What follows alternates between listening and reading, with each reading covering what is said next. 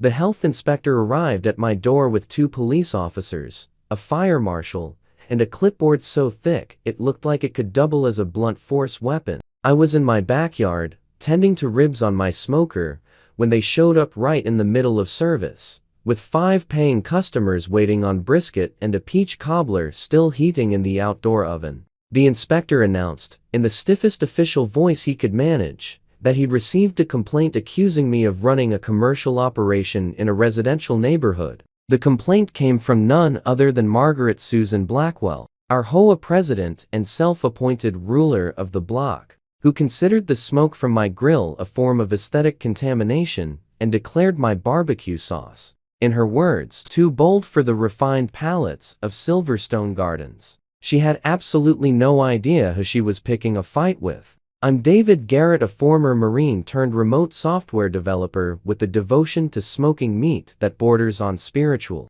When I moved to Silverstone Gardens 3 years ago, I thought I'd found the perfect quiet suburb where I could settle in. The HOA seemed like a mild nuisance at most, something I could brush aside while enjoying my big backyard and the luxury of working from home. After my company went fully remote, I had more free time, and what began as weekend cookouts for friends gradually developed into something bigger. I called it Garrett's Smokehouse, though it wasn't a real business in any official capacity, just word-of-mouth orders from neighbors and friends who couldn't resist the lure of authentic Texas-style brisket that had been smoking for 14 straight hours. No front yard signage, no marketing, no drive-through line. Just me, custom-built smoker, and meat so tender it surrendered under the fork. On good weekends, I'd feed 20 or 30 people, all swinging by my backyard like it was the most exclusive pop-up in town. That's when Margaret Susan Blackwell inserted herself into the story.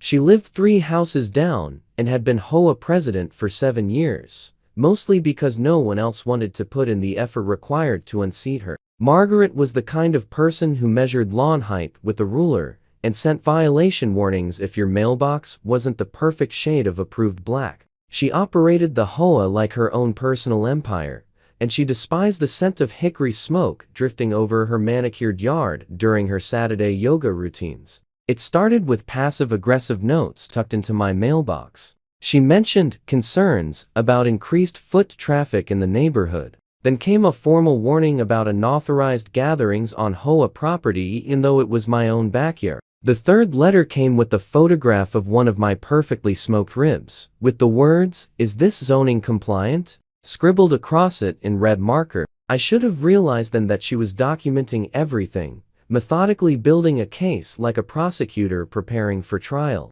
Then came the fines. $100 for commercial signage, which turned out to be the chalkboard menu sitting inside my garage. $200 for creating food-related odors that violated the HOA's ambient standards.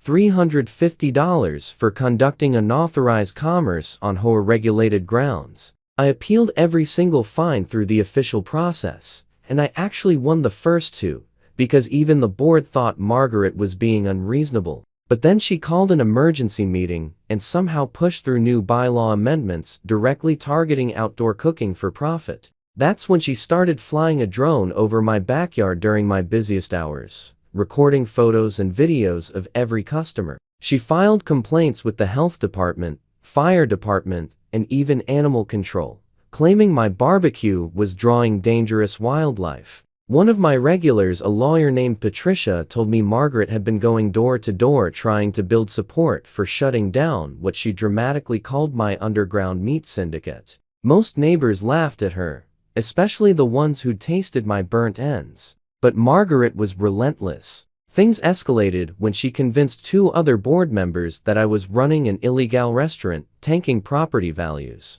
She presented a 40-page report at the next HOA meeting, complete with charts of smoke dispersion patterns and hypothetical property depreciation projections. I went to that meeting carrying a tray of my signature jalapeno mac and cheese, which I conveniently placed near the podium. Half the board members were sneaking bites while Margaret lectured them about commercial kitchen codes and the sanctity of zoning rules. Then came the day she finally called the authorities. I was midway through pulling a 12-pound brisket off the smoker when a convoy of official vehicles rolled up to my driveway. 2 police officers, the health inspector, and the fire marshal all looked deeply uncomfortable as they gathered outside. One of the younger officers, couldn't have been older than 25, kept glancing at the smoker with clear interest. The health inspector, though, stayed all business. He held a printed complaint from Margaret listing alleged violations ranging from almost plausible to completely ridiculous.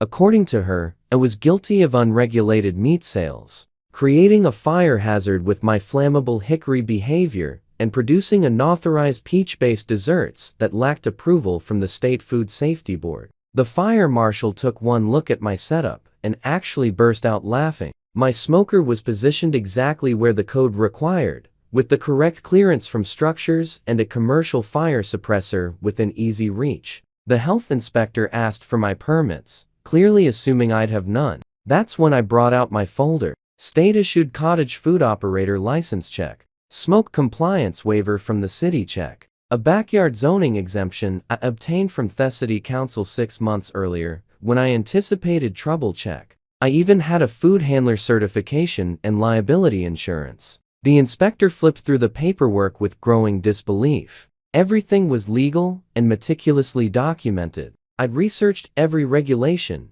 checked every requirement, and made sure I operated strictly within the law. Finally, the older police officer, the one who'd been silent until then, spoke up. He said, "This feels like a waste of everyone's time," and suggested this was clearly an HOA issue, not a criminal concern. I offered them all some brisket to take with them, which they declined politely, but firmly, though I definitely saw the younger officer glance back at it longingly as they walked away. The health inspector handed me his card and told me to call if things escalated again, adding with a faint grin that my setup was one of the most immaculate he'd inspected. Margaret was standing in her driveway watching the entire scene unfold, and when all those official vehicles rolled off without shutting me down, her face turned a shade of purple I'd only ever achieved using my blackberry barbecue sauce. Later that night, I found a note taped to my smoker reading, "This ends now. I know where your firewood supplier lives."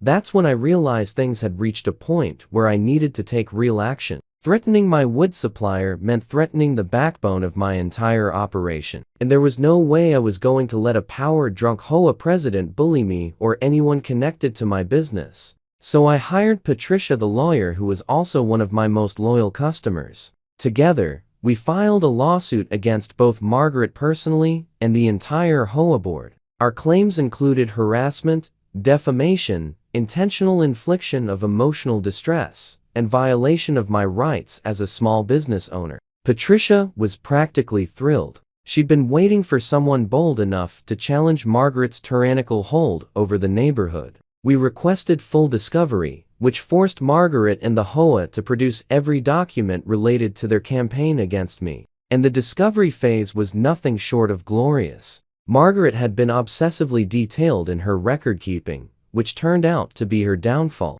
We located receipts showing she'd used HOA funds to buy her surveillance drone, multiple legal consultation fees, specifically about neighborhood grill containment strategies, and even a pre-made cease and desist letter template she'd titled "Pork Offenders" in her files. There were emails to board members with subject lines like "Operation Charcoal," "How to Smoke Out Garrett Legally," and "Emergency Brisket Situation Escalating." The most damaging piece of evidence was a string of emails between Margaret and her sister, in which she openly admitted she had no legal basis to shut me down. She simply wanted to make my life so unbearable that I'd quit on my own. She wrote, and I quote, "If I have to smell hickory smoke one more Saturday, I'm going to lose my mind." This neighborhood was perfect before that meat-obsessed jarhead moved in. When Patricia read that, she practically danced around the room. It proved obvious bias and malicious intent. We also found that Margaret had been deceiving the other board members about the number of complaints. She had submitted most of them herself, using slightly altered versions of her name, listing each as a separate resident grievance. Out of the alleged 37 complaints filed about my operation, 34 came from Margaret, her husband Roger, and her adult daughter, who didn't even live in Silverstone Gardens. The remaining 3 were simply about the smell, and 2 of those neighbors had since become weekly customers. The court date arrived on a perfect October Thursday morning. Margaret walked in with her lawyer, a jittery man in an oversized suit who kept clearing his throat. Patricia came armed with a presentation she titled, "Smoke and Freedom," dedicated to defending backyard barbecue rights. She systematically walked through every detail, showing how Margaret had abused her position, diverted HOA funds, and waged a personal vendetta disguised as official action. The judge, a stern older woman named Roberta Harrison, grew visibly irritated as the evidence mounted.